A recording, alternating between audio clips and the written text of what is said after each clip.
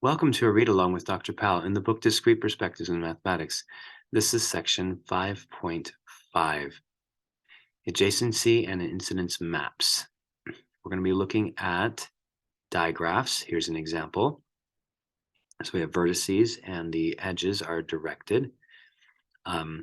This arrow right here, the direction doesn't really matter since the destination as well as the source is the same. Nonetheless, it is directed. Okay, so here's a question.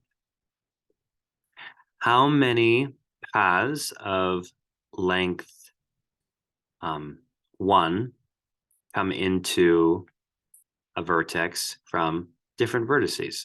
I mean, this is very easy to see visually what's going on and how to work with that. For instance, let's think about 3. How many, and let's list out our answers in a column. How many things come into 3 from 1? Well, just 1. How many things come into 3 from 2? Well, that are of path of length 1, just 1 edge long. 0, nothing comes in. What about from 3 itself to itself? Nothing. What about from 4? There's 1 thing coming in from 4. We just answered a question for this vertex about inflows to it from other vertices of a particular length. It was length 1. Now we could have done this length 2. Let's see. How many paths of length 2 come from 1? Let's see. I think just 1. See, this one goes like that. How many paths from vertex 2 of length 2? There are none. How many paths from length 3 of length 12? Well, let's see. How many paths from length 2? Well, let's see. Of length 2 come from 3 and end at 3. Well, let's see, we have 1 coming here and then back, right? So here, and we also have going this way and that way. That looks like 2.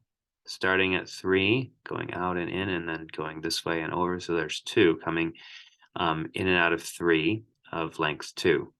What about coming from 4 of length 2 into 3? Well, there are none of length 2. So that would be the answer to that question for length 2. So this is kind of an adjacency type question. Of course, adjacent with a given length, a length away. Adjacent just means right next to, but next to within a certain parameter, like how many arrows.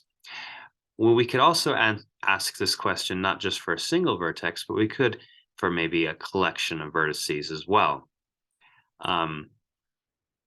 We could do like this collection right here, and let's just do paths of length 1 on that case.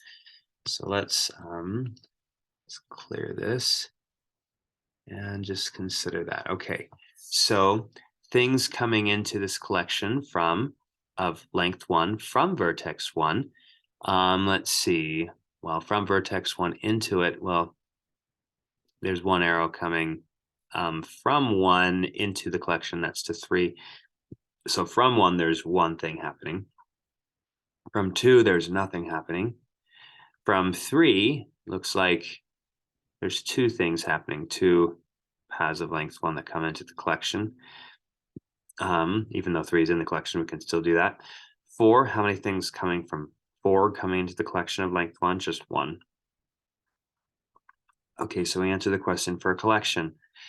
Likewise, we can even consider multiplicities. Like, what if we for this collection, like what if we doubled 1 up here? So what if we thought of it as like another vertex of 1 with the arrows that are coming into it being the same as the arrows that come into here, so we can kind of double up the picture. Of course, there's only 2 arrows coming into this one, so we just put 2 more coming here from that same destination. So we can answer the question for this in a similar way. The idea is that we can think about multi-sets ask the question for multisets and then get a result of paths coming from different sources and how many from those different sources. So it's kind of like we have a map. So our multiset of, or which represents a collection, multiset just means you can double up on multiplicities of different vertices. So here I'm doing Z4. Remember what Z4 is? That's like Z cross Z cross Z cross Z. It's like tuples of 4 things, where this is, we have the different multiplicities that we're using for each vertex in our collection, where we're starting. Like maybe we have a, like for instance, this one right here would be like a 2, 0, 1, 0. Or if I was just doing a single vertex, then I would simply have something like, just a 0, 0, 1, 0. Anyhow, this question is actually a map, and it's even a Z module map. It goes from Z4 to Z4. And if we go down here and look kind of what the setup is here, basically what we're doing is we're thinking of different standard basis elements. Like each vertex kind of represents a standard basis element with a tuple notation. For instance, vertex 1, just as we were describing, can be thought of as a tuple like 1, 0, 0, 0. That's like an E1 from our previous notation. So using that idea, we can answer the question for this vertex, and we get a column. And for vertex 2, we get another column. Vertex 3, get another column. Vertex 4, we get another column. These images are 4 tuples, and so it really is a map going from Z4 to Z4. And we can put the images of the first standard basis, second one, third one, fourth one into columns, and we get a matrix. This matrix is called the adjacency matrix of a digraph, and what it describes is like each column, we can look at this and think, okay, these are the paths of length 1 that come into vertex 1 from these various locations. So from vertex 3, right here at this place, there's 2 coming into vertex 1. Okay, now here, looking at this into vertex 2, looks like there's 3 things coming into it, and it comes from vertex 1. Here, looking here, it looks like into vertex 3, because this is the image of 3. It's the answer to the question for, because the image is like, what the output of the map is like the answer to the question.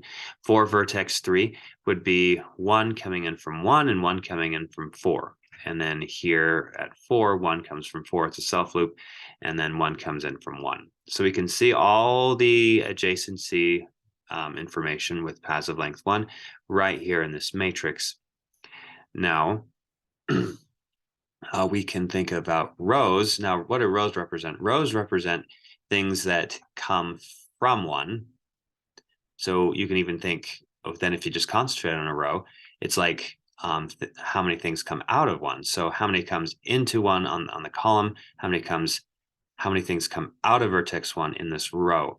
So there's 3 things coming out of, 1 thing coming out of, 1 thing coming out of. And we'll end this little read along, and we'll pick up the next one right at this point.